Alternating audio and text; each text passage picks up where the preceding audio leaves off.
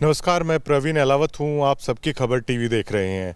जब चुनाव आते हैं, जब चुनावों का माहौल होता है तो चुनावी माहौल में नेताओं की बयानबाजी भी काफ़ी सुर्खियाँ बटोरती हैं। और जब चुनाव होता है तो जो राजनेता होते हैं उनके 5 साल के कार्यकाल का तमाम लेखा जोखा है, उसका हिसाब किताब भी चुनावों में ही होता है। इसी तरीके से भाजपा सांसदों की जो उनके सवाल हैं, सांसद निधि का लेखा जोखा है, वो हरियाणा के जो भाजपा सांसद हैं उसकी खासी चर्चा है। और उसमें सबसे खासी चर्चा है डॉक्टर अरविंद शर्मा की, जो कि रोहतक लोकसभा चुनाव से सांसद हैं। और रोहतक लोकसभा सबसे हॉट सीट है, अब की बार मानी जा रही है दीपेंद्र हुड्डा के सामने। और अरविंद शर्मा के जो आंकड़े सांसद निधि के जो हैं वो बेहद, मतलब ये कहें कि चिंताजनक हैं, काफ़ी कमज़ोर हैं। अरविंद शर्मा ने अपने कार्यकाल के दौरान जो आंकड़े बताते हैं, 4 करोड़ 99 लाख रुपए हैं बतौर सांसद उन्हें सांसद निधि के मिले थे, जिसमें से केवल 2 करोड़ 52 लाख रुपए ही है वो रोहतक लोकसभा की जनता को उन्होंने समर्पित किए। मतलब 10 भाजपा सांसद हैं हरियाणा प्रदेश के, लेकिन उसमें जो रैंकिंग है अरविंद शर्मा की वो सबसे नीची है। अब ना केवल इस चुनाव में बल्कि लगातार दीपेंद्र सिंह हुड्डा पिछले 5 साल से एक ही मुद्दे को लेकर है जनता के बीच में जा रहे हैं। वो मुद्दा है जब दीपेंद्र सिंह हुड्डा सांसद थे उनके विकास का मुद्दा। अब ऐसे में आंकड़े खुद ब खुद गवाही दे रहे हैं कि एक ऐसा सांसद जिन्हें सरकार ने उतना पैसा है वो दिया है कि ये पैसा आपके पास और आप इसको जनता के विकास कार्यों में लगाएं, जब वो तक पैसा नहीं लगा पाए तो जाहिर सी बात है कि सांसद दीपेंद्र सिंह हुड्डा के विकास कामों के मुकाबले अरविंद शर्मा हैं वो कहीं भी नहीं टिक पाते हैं। और ये सबसे एक बेस है दीपेंद्र सिंह हुड्डा की रोहतक की राजनीति का और चुनाव का भी मुद्दा है, जिसमें वो ये कहते हैं कि रोहतक लोकसभा की जनता को एक फैसला करना होगा विकास के मुद्दे को लेकर, ना कि अन्य किसी बातों में फंसकर। तो वीरेंद्र राठी साहब इस खास चर्चा पे मेरे साथ मौजूद है। और इसके अलावा रणजीत चौटाला साहब का बयान भी, वो भी काफ़ी सुर्खियां बटोर रहा है। और आज जो सिरसा से जिनको लोकसभा की टिकट दी है भाजपा ने, डॉक्टर अशोक तंवर हैं, जो उनको काले झंडे दिखाए गए हैं। 3 महत्वपूर्ण मुद्दे हैं, तीनों को लेकर वीरेंद्र राठी साहब से आज चर्चा करेंगे। राठी साहब, लगातार दीपेंद्र सिंह हुड्डा न केवल 5 सालों में बल्कि इस चुनाव में भी कहते आ रहे हैं कि मेरी लड़ाई न्याय की है, मेरा मुद्दा विकास को लेकर है। अब जबकि ये तो गवर्नमेंट के आंकड़े हैं, सांसद निधि के भी जो आंकड़े बताते हैं अरविंद शर्मा के बेहद कमज़ोर हैं वो माने जा रहे हैं। सबसे फिसड्डी इन आंकड़ों में अरविंद शर्मा हैं वो साबित हो रहे हैं। क्या आप कहेंगे? जिस शब्द का प्रयोग आपने किया उसी शब्द का प्रयोग आज अखबारों ने भी किया, राष्ट्रीय अखबारों ने किया। तो इस चीज़ में तो कोई शक नहीं रहेगा कि दीपेंद्र हुड्डा जी जो जनता के बीच में जाकर के एक बात आज कह रहे हैं कि मैं 15 साल लगातार आपका सांसद रहा और मैंने ये विकास कार्य अपने लोकसभा क्षेत्र के अंदर करवाए। और कहीं न कहीं अरविंद शर्मा जी भी विकास का ढोल पीटते थे। रोहतक पार्लियामेंट की जनता को भी एक भरोसा था कि बतौर इंडिपेंडेंट ये सोनीपत से सांसद बने थे, 2 बार करनाल से सांसद रहे और आज फिर ये सांसद बनेंगे तो विकास कार्य करवाएंगे। ऐसा भी नहीं था कि इनको अनुभव नहीं था या इनको इस चीज़ का पता नहीं था कि बजट किस प्रकार से लिया जाता है, किस प्रकार से खर्च किया जाता है। तो ये आंकड़े तो यही प्रमाणित करते हैं कि जहां एक तरफ महेंद्रगढ़ भिवानी के सांसद धर्मवीर जी करीब 13 करोड़ 39 लाख रुपए उन्होंने अपना पास करवाया और सबसे ज़्यादा पैसा उन्होंने खर्च किया। इसके बदले रोहतक के जो सांसद थे वो 4 करोड़ 99 लाख रुपए ही सांसद निधि कोष का जनता के हितार्थ वो जो है पास करवा पाए। और उसमें से करीब 2.5 करोड़ 2.52 करोड़ रुपए उन्होंने अपने इलाके की जनता के विकास कार्यों के ऊपर खर्च किया। और 10वें पायदान पे रहे, 10 सांसद हैं। स्थिति वो हो गई कि 3 बच्चे किसी रेस में दौड़ रहे थे, एक बच्चे ने कहा पापा मैं 3rd आया हूँ, मतलब बच्चे कितने दौड़ रहे थे, बोला 3 ही दौड़ रहे थे। तो वो पोजीशन तो आनी ही आनी थी। तो इन्होंने अपने विशेष रूप से जो इनका एक एक्सपीरियंस जो था, लंबा अनुभव राजनीति का और बतौर सांसद का, वो अनुभव इनका कहाँ गया? ये तो इनका फेलियर है। अब जनता के बीच में कल एक स्पीच में ये कह रहे थे कि भाई कोरोना आ गया, मैं जनता के बीच में इसलिए नहीं आ पाया। अरे कोरोना काल तो पूरे 543 मेंबर पार्लियामेंट के ऊपर इम्प्लीमेंट रहा है। उसमें 1.5 साल तक एक बार ग्रांट रोक दी गई थी, किसी को भी सांसद निधि कोष नहीं मिला था। और उसके बाद में बजट घटा करके 2 करोड़ रुपये कर दिया गया था। वो तो अगर हम 2.5 से 3 साल का समय निकाल भी दें तो सभी सांसदों की कटौती हुई है। फिर धर्मवीर सिंह 13.5 करोड़ के आसपास कैसे ले गए? आप केवल 5 करोड़ तक क्यों सिमट गए और 5 करोड़ ला करके उसके बाद खर्च भी आप 2.5 करोड़ कर रहे हैं, बाकी क्यों नहीं किए? वो पैसा वापस जाएगा। आगे क्या जो कैबिनेट बनेगी, भारत की जो सरकार बनेगी, उसके बाद फिर बजट बनेगा, फिर वो पैसा सैंक्शन होगा, फिर आएगा। तो इन चीज़ों में जो आज की सुर्खियां हैं, अरविंद शर्मा जी, मैं तो ये मानता हूँ कि चुनाव में बहुत बड़ा झटका उनके लिए व्यक्तिगत रूप से ये है। अहम मुद्दा बनेगा ये इस चुनाव में। बिल्कुल बनेगा। अब जो हरियाणा प्रदेश के अंदर जो चुनावी पारा चढ़ेगा, तो कांग्रेस पार्टी के लीडर भी, चाहे वो जेजेपी के हों, इनेलो के हों, विपक्षी पार्टियां तो इस मुद्दे को भुनाएंगी, और इनके पास इस चीज़ का कोई जवाब, बहानाबाजी बचा नहीं कि वो बाकी सांसदों की लिस्ट भी तो पूरे हरियाणा की साथ आई है। तो यही सबसे कम बजट लेने वाले और सबसे कम बजट खर्च करने वाले प्रश्न चिन्ह तो कहीं लगेगा और प्रश्न उठेगा। राठी साहब देखिए, ये तो सांसद निधि की बात हो जाती है। पायलट प्रोजेक्ट की बात कर ली जाए तो रोहतक लोकसभा का कोई भी एक साधारण से साधारण या आम आदमी है उन पायलट प्रोजेक्ट को बिल्कुल बता सकता है, किसी को भी, एक आमजन भी, जो दीपेंद्र सिंह हुड्डा लेके आए।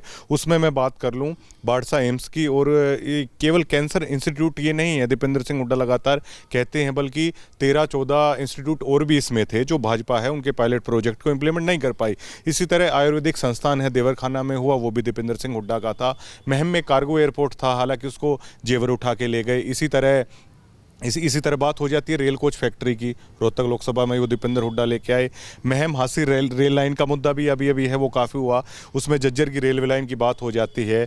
जज्जर में हरियाणा के प्रदेश के सबसे बड़े बस स्टैंड की बात हो जाती है। तो दीपेंद्र सिंह हुड्डा के तो पायलट प्रोजेक्ट ऐसे हैं कि कोई भी एक रोहतक लोकसभा का आमजन भी उसको बता सकता है। पायलट प्रोजेक्ट के मामले में कहाँ मानते हैं आप अरविंद शर्मा को?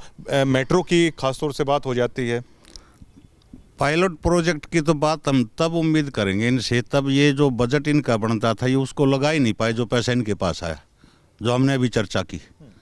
उस पैसे को भी इन्वेस्ट नहीं कर पाए, खर्च नहीं कर पाए गलियों में, स्टेडियम में, या चिकित्सा सुविधाओं में, या स्पोर्ट्स के एक्टिविटीज़ में, किसी भी चीज़ में।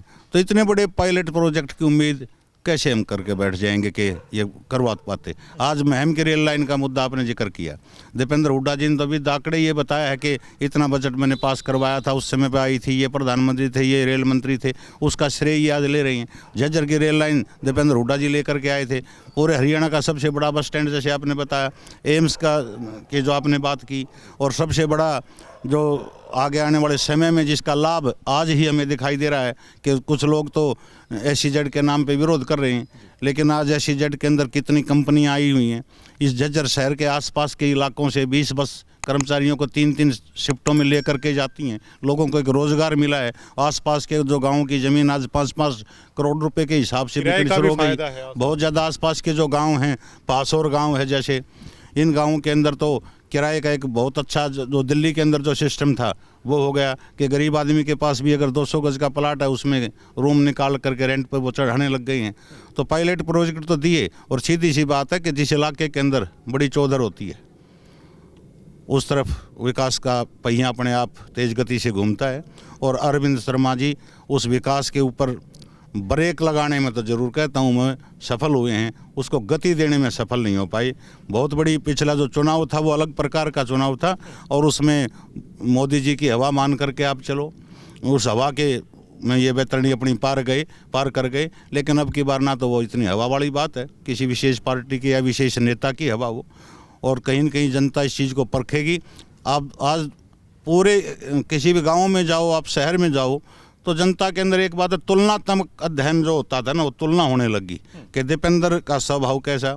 स्वभाव इनका भी अच्छा है, हम गलत नहीं बताते, लेकिन दीपेंद्र ने जो काम किए और इनका जो काम किया, जो इन्होंने काम किए, इनके पास बताने के लिए ज़्यादा है नहीं। राठी साहब, कुछ लोग ये कहते भी हैं कि अरविंद शर्मा रोहतक के लिए कोई परमानेंट नेता नहीं है, कि हमेशा से यहीं पे राजनीति करनी है या हमेशा से ये रोहतक को अपना घर बना लिया है। ये एक डिबेट में आपने भी ये बात बोली थी कि अरविंद शर्मा रोहतक के लिए ऐसे भरोसे वाले नेता नहीं है जो हमेशा यहीं रहेंगे, दूसरी पार्टियों में भी जा सकते हैं। अगर वो तो टिकट मिल गए, टिकट नहीं मिलती तो दूसरी में भी जा सकते थे। तो ये बताइए, एक ऐसा सांसद, एक प्रदेश का एक ऐसा मुख्यमंत्री, जेवर में जो एयरपोर्ट गया, कार्गो एयरपोर्ट था, और कार्गो एयरपोर्ट अंतर्राष्ट्रीय मंडी में अगर कुछ नई तरह की फसल रट साहब आपको लगानी है तो कोल्ड स्टोरेज चाहिए, कार्गो एयरपोर्ट चाहिए, जिसमें सीधा जो कंपनियां हैं खेत से फसल लेके कार्गो एयरपोर्ट में लोड करती हैं वहाँ से और अंतर्राष्ट्रीय मंडी तक जाता है। ये कितना बेहतरीन पायलट प्रोजेक्ट। अगर वो एयरपोर्ट भी आता तो एक मतलब परिवहन के लिए भी एयरपोर्ट की संभावनाएं वो मुहिम में आ सकती थी ना। उसमें सांसद एक पक्ष ले पाते हैं, ना रोहतक लोकसभा का, ना हरियाणा के मुख्यमंत्री वहां पे पक्ष ले पाते हैं पूरी हरियाणा प्रदेश का कि हमारी योजना को आप जेवर हैं क्यों ले जा रहे हो। तो मतलब क्या लगाव नहीं है हरियाणा प्रदेश से? इस तरह की राजनीति को कैसे देखा जाए? पहले आपने जैसे प्रश्न किया कि अरविंद शर्मा जी स्थायी नेता यहाँ के नहीं हैं, आपकी बात से मैं इत्तेफाक रखता हूँ। इन्होंने पहला चुनाव लड़ा सोनीपत जा करके 1996 के अंदर बतौर निर्दलीय प्रत्याशी ये सांसद बन गए। फिर ये आगे कांग्रेस में करनाल से 2 बार सांसद रहे। जब कांग्रेस से इनके मनमुटाव भूपेंद्र हुड्डा जी से हुए या पार्टी हाईकमान में किसी बड़े नेता से हुए, अगला जो विधानसभा का चुनाव आया वो विधानसभा का चुनाव बहुजन समाज पार्टी में ये शामिल हो गए और उन्होंने 2 हलकों से लड़ा, एक जिसमें जोलाना था और एक जिसमें आपका शायद राजौन था। तो 2 हल्के वो हो गए, एक करनाल हो गया, एक सोनीपत हो गया। और रोहतक में बीच में भी एक चुनाव ये लड़के भूपेंद्र हुड्डा जी के खिलाफ पार्लियामेंट का जा चुके हैं, उसमें तो मात्र इनकी 30-32 हज़ार वोटें आई थी। फिर ये रोहतक से चुनाव लड़ लिया। तो या तो ये इनका ग्राफ ज़्यादा बड़ा, लोकप्रियता ज़्यादा है, अच्छे आदमी है कि हर हल्के के लोग इनको चाहते हैं, लेकिन स्थायित्व तो इनका नहीं है। 5-6 हल्कों से अब तक चुनाव लड़ चुके हैं। जैसे मैंने बताया कि 3 कॉन्स्टिट्यूंसी तो पार्लियामेंट की हो गई, टोटल कॉन्स्टिट्यूंसी हरियाणा की 10 में से 2 रिजर्व, तो बाकी जनरल बच गई 8। तो 8 में से 3 सीटों पर पहुंच गए। क्यों ना कमजोर व्यक्ति तो डॉक्टर अरविंद शर्मा का माना जाए। जब आपके लोकसभा से इतना बड़ा प्रोजेक्ट है, जब उसको उठा लिया जाता है, आप जाके ये बोलते नहीं, जबकि सरकार आपकी है। अगर दूसरी सरकार हो तो रटसा मान भी लिया जाए कि सेंटर में सरकार हमारी नहीं थी तो हमारा प्रोजेक्ट चला गया। इसी तरह रेल कोच फैक्ट्री को उठा लिया जाता है। एक सांसद है वो पक्ष नहीं ले पाता है अपनी लोकसभा का। देखो, भाजपा में नेताओं की स्थिति ये है कि जनता के बीच तो वो काउंट होते ही बड़े नेता हैं, लेकिन हाईकमान के आगे सिस्टम है नहीं। और जैसा एक कहावत है कि 4-5 आदमी जो है वो बैठे थे और किसी ने कहा कि भाई अब तू कहाँ जा रहा है, कि मैं घर जा रहा हूँ। उसने कहा कि भाई रास्ते में अगर शेर आ जाए तेरे सामने तो क्या करेगा? इतनी देर में आगे से शेर आ गया। भला भाई क्या करेगा? भला अब तो शेर ही करेगा जो कुछ करेगा, मैं कुछ नहीं कर सकता। तो भाजपा के अंदर जो नेता बैठे हैं, चाहे वो मुख्यमंत्री हैं, चाहे मेंबर पार्लियामेंट है, चाहे मंत्री हैं, किसी भी बड़े नेता की ये हिम्मत नहीं है कि वो पार्टी हाईकमान, विशेष रूप से 2-3 आदमी, उनके सामने बोलने की हिम्मत नहीं है। जब रेल कोच फैक्ट्री का या एयरपोर्ट का जब मुहिम से उठाने की बात आई और वो लखनऊ जेवर के अंदर जो यूपी में शिफ्ट किया गया, किसी का भी बैन हरियाणा के किसी नेता का नहीं आया, ना मुख्यमंत्री का, ना स्थानीय सांसद जी का आया। और कई बड़े प्रोजेक्ट की बात होती है। ऐसे नेता रहे हैं कि जो दूसरी पार्टियों में थे तो 5-5, 7-7 सीट का दावा करते थे और जो पैसे का लेन देन का हिसाब करते थे कि उस इलाके के अंदर इतनी नौकरियां लगी, उस इलाके का बजट शहर का, जिले का इतना बढ़ा दिया, हमारा इतना कर दिया। आज वो अपनी जुबान को चुप किए बैठे हैं। तो वो इसका नुकसान जो हुआ है वो रोहतक पार्लियामेंट को हुआ है। नेता तो ये पीछे MP बन गए, भविष्य में हो सकता है ये आगे कहीं और से भी बन जाएं अगर चुनाव हार गए तो। बात खाली राजनीति की नहीं है, बात वसूलों की और मुद्दों की जो होनी चाहिए और जो सोच की होनी चाहिए, उस सोच की कहीं न कहीं अरविंद शर्मा जी थोड़े से यहाँ चूक कर गए। चाहे वो एयरपोर्ट की बात थी, चाहे वो मेट्रो को आगे बढ़ाने की बात थी। जब आदरगढ़ तक मेट्रो आ गई है तो डिस्टेंस क्या बचता है? 25 से 30 किलोमीटर का झज्जर का डिस्टेंस बचता है। और झज्जर तो इन फ्यूचर जो है एक बहुत बड़ी उम्मीद भरी निगाहों से इस इलाके को देखा जाता है। जैसे गुड़गांव के पास लगता है, गुड़गांव के अंदर आबादी के हिसाब से भी बहुत ज़्यादा आबादी वहाँ की होगी। उद्योग धंधे के लिए भी लोग झज्जर की तरफ आने लग गए हैं और धीरे धीरे फैलाव जो है वो बड़े बड़े जो रोड निकले हैं उनके माध्यम से भी एक सेंटर पॉइंट सा ये बनता है। दिल्ली से ज़्यादा दूर भी नहीं है और ज़्यादा नज़दीक भी नहीं है। पोल्यूशन की दृष्टि से भी सुरक्षित शहर माना जा रहा है। तो ये तो विकास का ध्यान MP साहब को देना चाहिए था, अरविंद शर्मा जी को, लेकिन ना दे पाए। उनकी सोच रही होगी कोई। खामियाजा भुगतना पड़ेगा इस चुनाव में। बिल्कुल, जनता के अंदर तो रोष है। और बाकी जो समय चुनाव परवान चढ़ेगा उसके परिणाम आपको देखने को भी मिलेंगे। आपने देखा, जैसे आपने जिक्र किया, रणजीत चौटाला जी ने एक बयान दे दिया विवादित, उसको माफ़ी मांगनी पड़ी। को आप अशोक तंवर का आप देखिए कि किसान संगठनों ने आज उनको काले झंडे दिखाने का काम किया है, तो विरोध तो नेताओं का अब शुरू होगा।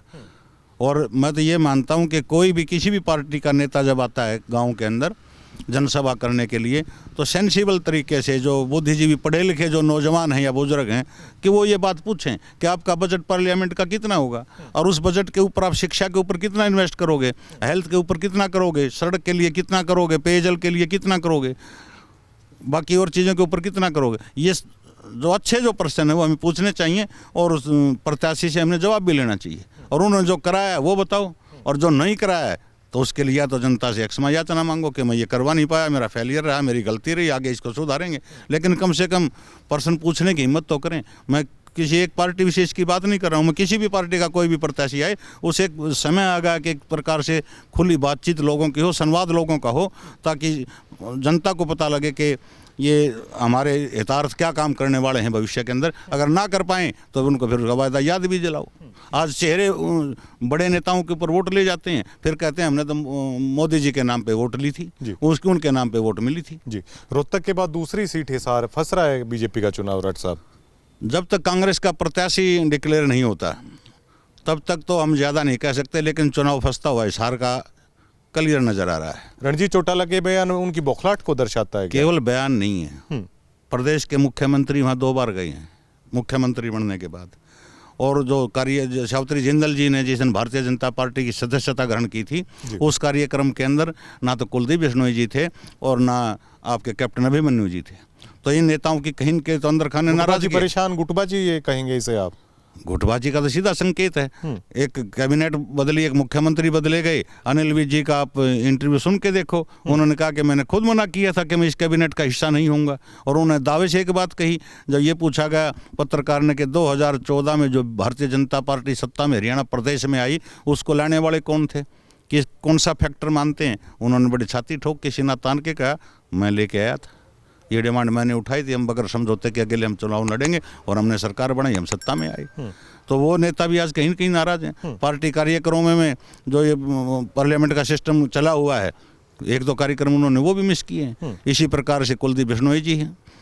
कुलदीप बिश्नोई जी ने तो बल्कि एक भावुक अपील की है, अपने स्पेशल की वीडियो डाली है उन्होंने अपने अकाउंट पे, और कहा है कि जैसे आपके मन में टीस है वो मेरे मन के अंदर भी टीस है, लेकिन आप सभी जो पार्टी प्रत्याशी आए हैं उनका साथ दो, लेकिन इसका असर उल्टा जाए या सुलटा जाए वो तो भविष्य के गर्भ की बात है।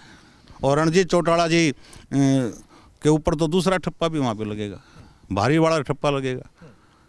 हालांकि वो हिसार से पहले चुनाव लड़ चुके हैं, वो हार भी चुके हैं, और चौधरी देवीलाल का परिवार ओम प्रकाश चौटाला जी भी हिसार से पार्लियामेंट का पहले चुनाव लड़ चुके हैं। और दूसरी बात, परिवार के अंदर ज़्यादातर चर्चाएं हैं कि सुनैना चौटाला जी इनेलो से वहाँ पे प्रत्याशी होंगे, तो आज इनेलो की स्थिति पहले जैसी नहीं है। जो पिछले चुनाव में इनेलो एक तरह से फिनिशिंग पॉइंट पे आ गई थी, अभय चौटाला जी ने जो 5 साल संघर्ष किया है, कुछ वोट बैंक पुराना वोट जो उसका था उसको अपने साथ लाने में कामयाब हुए हैं। और दूसरी तरफ से चर्चा है कि नैना चौटाला जी जेजेपी से भी आ सकती हैं, क्योंकि जेजेपी प्रत्याशी हिसार में इसलिए देगी, दुष्यंत चौटाला जी वहाँ से सांसद रहे हैं, और पिछला जो लोकसभा का चुनाव भी दुष्यंत ने लड़ा था उसमें उच्चारण और नारनौंद 2 हलकों से बड़ी लीड लेकर के आए थे, बाकी हलकों से पिछड़ करके आए थे। तो वो भी नहीं चाहेंगे कि अगर यहाँ से आप चुनाव नहीं लड़ोगे तो आपका वोट बैंक यहाँ से खिसके। तो सीधी सी बात हो सकता है कि चौधरी देवीलाल के परिवार में ये चुनाव ज़्यादा लड़ा जाए, और कांग्रेस पार्टी अगर ठीक उम्मीदवार को वहाँ से टिकट देगी तो कांग्रेस पार्टी सेफ जोन में जा सकती है। तंवर साहब का विरोध जो किसानों ने किया, काले झंडे दिखाए गए हैं, कैसे देखते हैं इसको? देखो, उस इलाके के अंदर एक गुस्सा है, किसान आंदोलन का असर अब धीरे धीरे हरियाणा के अंदर देखने को मिलेगा, क्योंकि इसका जब यूपी के अंदर जो चुनाव हुआ था उसमें भी एक शंका थी, लेकिन विधानसभा के अंदर यूपी ने बड़ा अच्छा परफॉर्म किया, लेकिन योगी जी की एक अपनी छवि थी जी। जींद का इलाका और हिसार का इलाका जो है उस तरफ का इलाका है, पंजाब के साथ लगता इलाका है सिरसा जिला, और सिरसा का बॉर्डर पड़ता है बल्कि उस इलाके के साथ, और पंजाब से ही किसान आंदोलन की शुरुआत हुई थी। उस इलाके के कुछ रिश्तेदारियां भी हैं, तो पूर्ण रूप से ये सुगबगाहट शुरू हुई वहाँ से, और धीरे धीरे इसका जो असर है वो पूरे हरियाणा के अंदर जो चुनाव चलेगा तो किसानों के जो संगठन हैं वो खुले रूप से भारतीय जनता पार्टी के विरोध में तो अवश्य आएंगे। जैसे जैसे चुनाव चलेगा राठी साहब बैकफुट पे कितना आएगी भाजपा, कितना मान रहे हैं? ये थोड़ी सी कमी एक कांग्रेस पार्टी भी करके चल रही है। सभी पार्टियां बीच भारतीय जनता पार्टी ने 10 की 10 डिक्लेयर कर दी हरियाणा के अंदर, कांग्रेस क्यों नहीं कर पा रही? एक रोहतक का तो चलो एक कयास सारा हरियाणा लगा के चला के दीपेंद्र हुड्डा जी फाइनल है, और 2-4 सीटों के ऊपर भी बड़े नेता हैं, उनका भी अनुमान है कि भाई वो प्रत्याशी होंगे। किस चीज़ की का इंतजार कर रहे हैं? 2 तारीख को करेंगे, 3 को करेंगे, नवरात्र पे करेंगे। अपना जिसको टिकट देनी है अगला अपने काम लगे, जनता से अपना जनसंपर्क शुरू करे, और बाद में एक बात कहेंगे कि समय का अभाव रहेगा, गांव कवर नहीं पाए। असली ताकत का तो पता तब चलेगा ना कि चुनाव कितना काटे का होगा और कहाँ कहाँ होगा, कौन सी सीट कांग्रेस की आ सकती है, जब ये प्रत्याशी दें। हो सकता है मीडिया या हमारे जैसे लोगों के दिमाग में जो सोच है कि फलां प्रत्याशी होगा और वो प्रत्याशी कांग्रेस चेंज कर दे वहाँ से, तो फिर दोबारा से समीकरण चेंज हो जाएंगे। पूर्ण रूप से तो एक बार कांग्रेस अपने प्रत्याशी अगर दे दे तो उसके बाद हम सही स्थिति पे जा सकते हैं।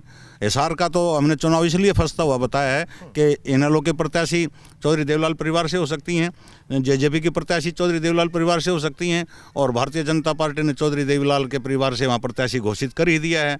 अगर कोई एक प्रत्याशी कांग्रेस पार्टी जो देगी जो चौधरी देवलाल के परिवार से नहीं होगा, तो सीधा सा उसको एक बेनिफिट मिलता हुआ दिखाई दे रहा है। इस स्थिति में हम कह रहे हैं कि चुनाव फंस सकता है, लेकिन सही क्लियरिटी उस दिन आएगी जिस दिन वहाँ पर प्रत्याशी घोषित हो जाएगा, और कांग्रेस पार्टी ने प्रत्याशी घोषित कर देने चाहिए। इंडिया गठबंधन का दिल्ली में जो रैली हुई राठी साहब, उसमें अरविंद केजरीवाल की पत्नी हैं, उनका भी भाषण खास तौर से काफ़ी चर्चा है, और जो तमाम दल थे, शरद पवार साहब भी वहाँ पे मौजूद थे। कितना दमखम अब माना जाए जो ये एकजुटता हो रही है विपक्ष के तमाम जो भी दल हैं इनकी हो रही है, और इस रैली को किस तरीके से है वो देखिएगा। रामलीला मैदान में जो कल दिल्ली के अंदर रैली हुई, उसमें 27 दल एक मंच के ऊपर थे। कहने को तो आज भारतीय जनता पार्टी के नेता ये भी कहते हैं कि ये तो भानुमति का कुनबा है, लेकिन 18-18 और 14-14 पार्टियों का गठबंधन खुद भारतीय जनता पार्टी ने जब एनडीए बनाया अटल जी के समय में, इन्होंने भी 15 से 18 पार्टियों का गठबंधन रखा है। आज 27 दल हैं, कुछ छोटे दल हैं, कुछ बड़े दल हैं, और बड़ी अच्छी रैली थी। विपक्ष ने एकजुटता दिखाने का संदेश दिया, लेकिन एक चीज़ की कमी वहाँ उस मंच पे जरूर खली। जैसे बंगाल के अंदर ममता बनर्जी अलग चुनाव लड़ रही है, कम्युनिस्ट पार्टी और कांग्रेस पार्टी वहाँ गठबंधन में चुनाव लड़ रही हैं। ममता बनर्जी खुद इस रैली का हिस्सा नहीं बनी। उन्होंने अपने किसी पार्टी के एक बड़े नेता को, जो शायद सांसद थे पीछे, उनको वहाँ पे अपनी तरफ से भेजा। उन्होंने भी साथ देने का वायदा तो किया, लेकिन उनके स्टेट के अंदर तो गठबंधन नहीं है कांग्रेस पार्टी के साथ, और बड़ी पार्टी मानी जाती है। इंडिया गठबंधन की शुरुआत ही, अपील ही, नेतृत्व करने का जो चर्चाएं हैं वो तो कांग्रेस ही दावा कर रही है कि हम ही नेतृत्व करेंगे, लेकिन पूर्ण रूप से आम आदमी पार्टी का जो कार्यकर्ता, चाहे वो पंजाब का था, हरियाणा का था या उत्तर प्रदेश का था, और मुख्य रूप से दिल्ली का था, तो वो एक ताकत दिखाना चाहते थे अरविंद केजरीवाल जी के पीछे कि भाई हम अरविंद केजरीवाल जी के साथ हैं। और सुनीता केजरीवाल ने, जो उनकी पत्नी ने जो स्पीच पढ़ा, जो अरविंद केजरीवाल जी का ये संदेश है, उसमें वो थोड़ी सी इमोशनल और भावुक भी होती नजर आई। कहीं न कहीं वोटर के ऊपर तो वो असर कर गया, और कहीं न कहीं भाजपा को भी इस चीज़ का ये एहसास तो हो गया कि चुनाव इतना आसान तो नहीं है, कि विपक्ष जो है वो एकजुट आज जरूर है। शुक्रिया तमाम बातचीत के लिए राठी साहब। तो ये तमाम मुद्दे थे जिन पे हमने खुलकर है चर्चा की है, और दीपेंद्र हुड्डा या अरविंद शर्मा की जब बात है वो की जाएगी तो ये बिल्कुल स्पष्ट है। ये चाहे आप आंकड़े देख लीजिए, चाहे ज़मीनी स्तर पर आप उठा के देख लीजिएगा, कि या तो अधिकतर वो प्रोजेक्ट थे जो दीपेंद्र हुड्डा के ड्रीम प्रोजेक्ट थे, पायलट प्रोजेक्ट थे, या तो उन्हीं का उद्घाटन है वो किया गया। जैसे अब देवर खाना में आयुर्वेदिक संस्थान का हुआ, वो दीपेंद्र सिंह हुड्डा का प्रोजेक्ट था। हांसी महम रेलवे लाइन को लेकर भी है, वो दीपेंद्र सिंह हुड्डा ने बिल्कुल पूरी तरीके से बाकायदा सफ़र करते हुए भाजपा की वहाँ पे पोल खोली थी। और कई सारे ऐसे सवाल उठते हैं कि जब आपके पास इतने बड़े बड़े प्रोजेक्ट थे, जरूरी नहीं कि वो दीपेंद्र सिंह हुड्डा बेशक से आपके लिए लेके आए हों, लेकिन आपको उसके लिए लड़ना चाहिए था। ये सवाल रोहतक लोकसभा का था, ये सवाल पूरे हरियाणा प्रदेश का था कि कार्गो एयरपोर्ट जैसी चीज़ है वो हरियाणा से चली जाती है और आप एक सवाल तक नहीं उठाते। आप जो आपका राष्ट्रीय नेतृत्व है, जो आपकी ही पार्टी से है, आप उनके समक्ष जाके है रोहतक लोकसभा की हरियाणा की आवाज़ नहीं बनते। रेल कोच फैक्ट्री है उसको यहाँ से उठा लिया जाता है, लेकिन इसके बावजूद भी ना सांसद अरविंद शर्मा, ना हरियाणा के जो पूर्व मुख्यमंत्री थे मनोहर लाल खट्टर, ये कह पाते वहाँ पे जाके कि ये प्रोजेक्ट हरियाणा से आप किस लिए लेके जा रहे हो। ये कई इस तरह के सवाल हैं जिसमें मोदी की गारंटी पर लगातार सवालिया निशान है, वो हरियाणा प्रदेश में उठते रहे हैं और लगातार उठते भी रहेंगे। और अरविंद शर्मा और दीपेंद्र सिंह हुड्डा के कामों की जब भी तुलना होगी, अरविंद शर्मा आसपास भी आपको नज़र है वो नहीं आएंगे। इसके अलावा हिसार में जैसे राठी साहब कह रहे थे, ये होने लगा है कि रणजीत चौटाला का चुनाव अब फंसने लगा है और अशोक तंवर का जो विरोध हुआ तो किसानों का विरोध है वो बढ़ने ही वाला है। धन्यवाद।